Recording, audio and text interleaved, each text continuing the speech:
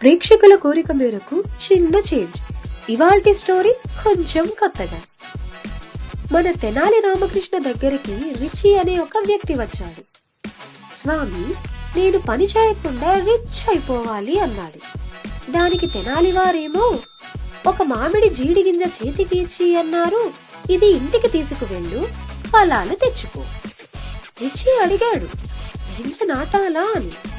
తెనాలి వారన్నారు, అవసరం లేదు నాయనా, నువ్వు ఏ పని చేయకూడదన్నావు కదా. కొన్ని రోజులు గడిచాయి. చెట్టు లేదు, ఫలాలు లేవు. ఇదేమిటి స్వామి ఇలా అయింది? నేను రిచిని, రిచి రిచ్ అవ్వాలి అనుకున్నా, కానీ ఇలా జరిగిందేమిటి? దానికి తెనాలి వారేమో, గింజ నాటకుండా చెట్టు లేదు, పని చేయకుండా ఫలితము రాదు. ముందు పని స్టార్ట్ చేయి తండ్రి, పని చేయకుండా ఫలం రాదు. ముందుంది అసలు ముసళ్ళ పండగ. ఇంకేముంది, స్టోరీ ఫినిష్, రియాలిటీ స్టార్ట్స్.